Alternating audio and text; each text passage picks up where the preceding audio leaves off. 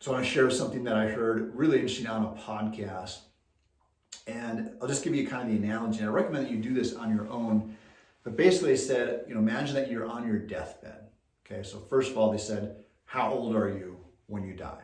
And there's no wrong answer to this. Maybe you're 80, 85, 90, whatever number comes to mind for you.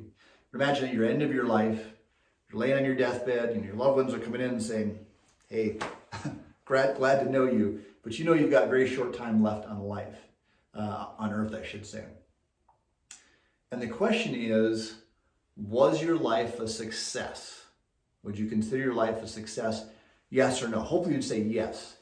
And if you'd say yes, what were the 3 to 5 things that happened that would cause you to say yes?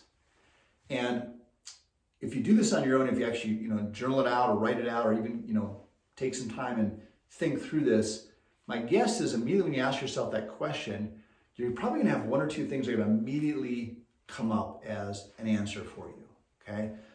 That you were married to your spouse for 40 or 50 years, that you raised healthy kids. I don't want to tell you what the answer is going to be. There's no wrong answer to this. Maybe it was traveling to a certain destination. Maybe it was buying a certain car, taking your family on a vacation. It could be material things. It could be an accomplishment, graduating from college or high school. Again, there's no wrong answers here. But my guess is you'll probably have immediately 1 or 2 things that'll pop up in your brain. That's what happened for me. And then the next question is, okay, if those are the things that you would consider your life to be a success, immediately put those things as a priority and start working on those things, okay? So sometimes it can be overwhelmed. Maybe it's a big, huge goal. Just start the next step. Okay, so if I want to achieve XYZ goal, maybe it's running a marathon. Let's just use that for example. What's the very next thing I need to do? And I'm going to do that today. I'm going to spend 5 or 10 minutes calling and trying to find a coach or doing some research online. And then after I get done with that, I'm going to schedule my next most important thing for tomorrow. Maybe it's 5 or 10 minutes. And you just want to get that ball rolling, because think about that.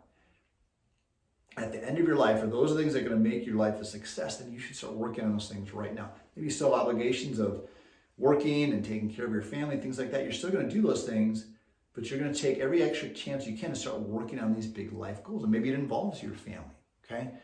Now, along with that, of course, you're going to need your health to do those things. So this is what's important to me. As I started working on these goals right away and these important accomplishments, I tied that into my health. I said, okay, I need to do my spinal rehab. I'm going to get adjusted. I'm going to get my chiropractic adjustments. I'm going to do my cervical traction. I'm going to do my wobble seat exercises. I'm going to take care of my spine. I'm going to do my physical workouts. I'm going to make sure I'm drinking water. So I was doing all these things before, but they've kind of went up a notch as I've understood. Like, I need my health to accomplish these goals I want to accomplish. And maybe something's going to take a year, 2 or 5 years, then I want to have the health to be able to enjoy it once I get to that spot. So set those targets first, and then tie that into your goals, tie your health into your goal, so you have the health and vitality to be able to accomplish those things.